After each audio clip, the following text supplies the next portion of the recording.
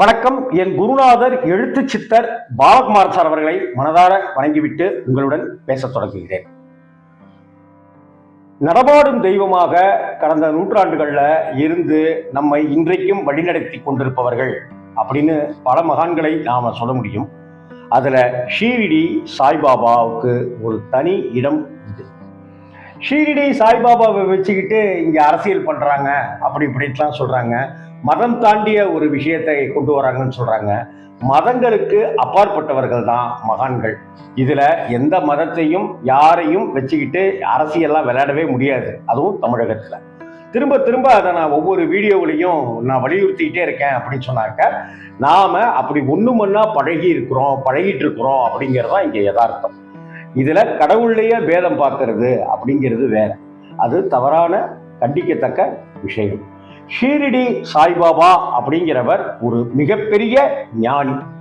அவருடைய திருநாமத்தை நாம எந்த தருணத்துல சொன்னாலும் அதற்கு பிரத்யட்ச தெய்வமாக ஏதோ ஒரு ரூபத்துல வந்து நமக்கு அருள்பாலிப்பவராக இன்றைக்கும் திகழ்ந்து கொண்டிருக்கிறார் சாய்பாபா.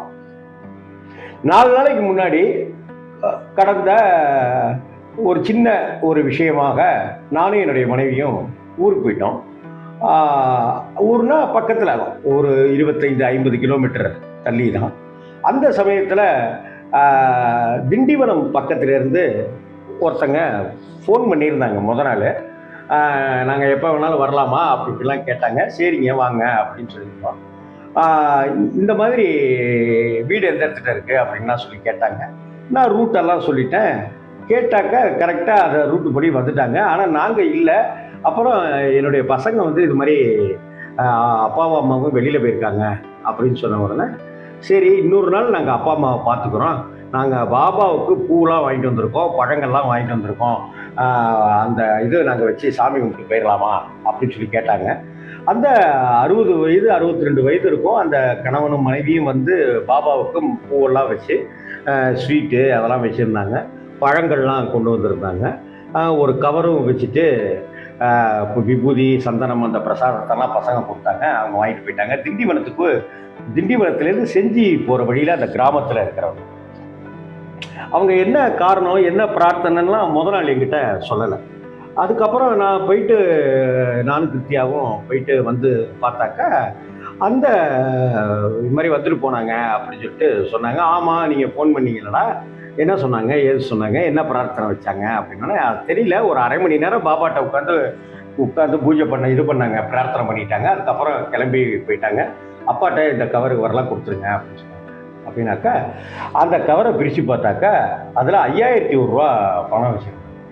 திக்குன்னு ஆயிடுச்சு. அப்புறம் அவங்களுக்கு ஃபோன் செய்து, அம்மா என்னம்மா அப்படின்னு சொல்லிட்டு அந்த அம்மாட்ட கேட்டேன் நான்.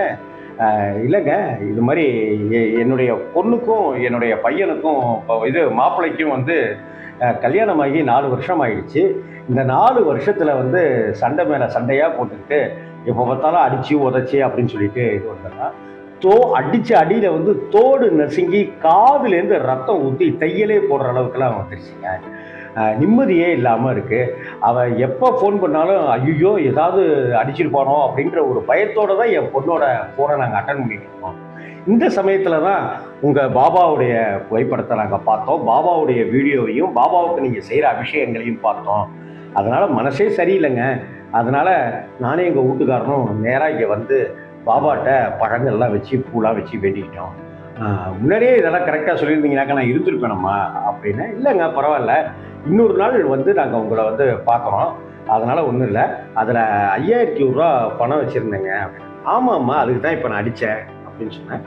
நீங்கள் பாபாவுக்கு உரிய முறையில் என்னென்ன அபிஷேகங்கள்லாம் நீங்கள் செய்கிறீங்கிறதெல்லாம் பார்த்தேன். அந்த அபிஷேகங்கள்லாம் செஞ்சுருங்க. அதே போல் யாருக்காவது உங்களுக்கு என்ன தோணுதோ, தயிர் சாதமோ என்னவோ இட்லியோ எது வேணாலும் அதை வாங்கி கொடுத்துருங்க அப்படின்னு சொல்லிட்டு சொன்னேன். உடனடியாக அடுத்த நாள் அந்த அபிஷேகத்தெல்லாம் செய்து எல்லாருக்கும் அன்னதானம் அப்படின்னு சொல்லி கொடுத்துட்டோம். இப்போ அந்த பையன் வந்து அந்த பொண்ணை வீட்டுக்கு வந்து நான் அடித்ததெல்லாம் தப்பு தான் அப்படின்னு சொல்லி பொண்டாட்டி காலிலேயே விழ போயிட்டான் அந்த மாப்பிள்ளை.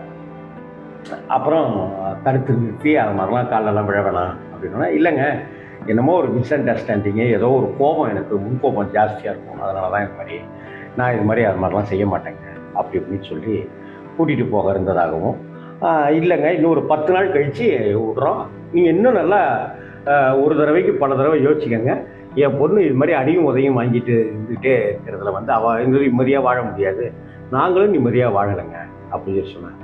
அதுக்கப்புறம் நான் இங்கே அபிஷேகம் பண்ணி அந்த விபூதியெல்லாம் திரும்ப குரியரில் அவங்களுக்கு நான் அனுப்பிச்சி வச்சேன். இந்த அனுப்பிச்சி வச்ச பிற்பாடு ஒரு வாரம் கழித்து 10 நாள் கழித்து தான் என் பொண்ணை அனுப்ப போகிறோம் சாமியே அப்படின்னாங்க. கண்டிப்பாக இந்த முறை அனுப்புங்க, பாபாவுடைய விபூதியை கையில் எடுத்துகிட்டு போக சொல்லுங்கள், எந்த குறையும் இல்லாமல் நல்லா இருப்பாங்க அப்படின்னு சொன்னாங்க. இத்தனைக்கும் அந்த பெண்ணுக்கு கல்யாணமாகி 4 வருஷம் ஆயிடுச்சு. 2 வயசில் ஒரு பெண் குழந்தையும் இருக்கு.